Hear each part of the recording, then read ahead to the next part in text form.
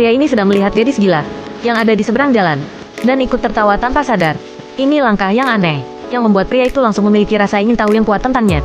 Melihat Dami yang menaiki bus, dia langsung mengikutinya sampai di sebuah stand hotdog. Nenek, aku datang.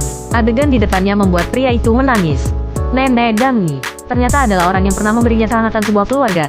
Nama pria itu adalah Ji Kyung. Dia diusir dari panti asuhan 15 tahun yang lalu. Biaya penempatannya bahkan tidak bisa membayar sewa murah. Dia yang kelaparan, hanya bisa menahannya dan mencari tempat tinggal. Tapi kemudian turun hujan deras. Dia berlari tergesa-gesa. Untungnya, dia bertemu nenek toko hotdog. Melihat anak yang malu ini, nenek membiarkannya tinggal di toko hotdog. Namun Ji Pyong menolaknya. Dia yang menyendiri, tidak mau dikasihani orang lain. Nenek itu juga dapat melihat bahwa Ji Pyong sedang mencoba untuk tegar. Jadi untuk menjaga harga dirinya, nenek membisikkan sesuatu di telinganya. Perhatikan baik-baik, ada pohon sakura di sana. Dan ada sarang burung di pohon. Aku meletakkan kuncinya di sana. Setelah mengatakan itu, dia berbalik dan pergi. Ji Pyong yang tidak punya pilihan, melepaskan harga dirinya, dan masuk ke toko hotdog dengan tubuh basahnya. Melihat makan malam yang disiapkan untuknya, dia tidak terlalu peduli dan mulai memakannya. Tepat setelah menyelesaikan makan malamnya, dia mulai melihat-lihat. Sebuah toples penuh dengan uang yang ada di sudut berhasil menarik perhatiannya. Nenek ingat bahwa semua tabungannya ada di toko, dan berlari dengan panik. Tetapi dia menemukan bahwa uangnya tidak berkurang sama sekali. Saat ini, Ji Pyong juga berjalan masuk, kemudian mengusulkan agar nenek itu menyetor uangnya ke bank. Tapi sang nenek tidak pandai menggunakannya karena sudah tua. Oleh karena itu, akun tersebut langsung diserahkan kepada Ji Pyong untuk disimpan.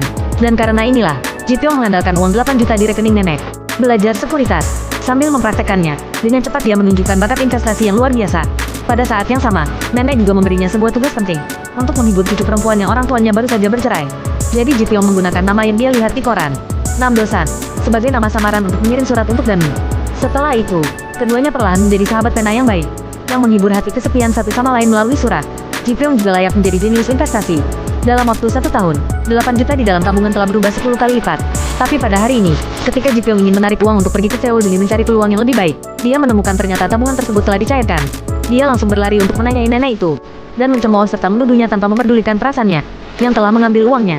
Nenek itu tidak mengatakan apapun. Masuk ke rumah kecewa, kemudian mengeluarkan sekantong yang penuh uang, dan dia berikan kepada Ji Pyong. Ji Pyong yang melihat kantong di tangannya, tidak tahu bagaimana menghadapi rasa bersalah itu. Jadi dia mengambil kantong itu dan berlari tanpa melihat ke belakang.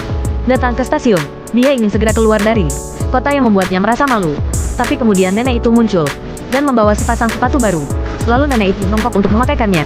Ji Pyong masih belum bisa mengeluarkan sekata-kata pun atas kebaikan sang nenek, tapi nenek itu tidak menyalahkannya. Dia hanya sedih melihat anak yang keras kepala ini dan berkata, "Jika kamu berhasil, jangan datang padaku.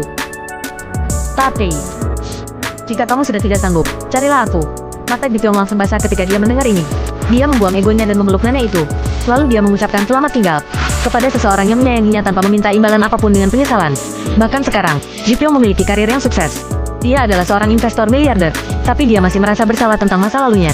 Untungnya dia bertemu Dami. Dia mengikuti Damu untuk menemukan nenek itu lagi. Dia akhirnya bisa memiliki kesempatan untuk membalas budi.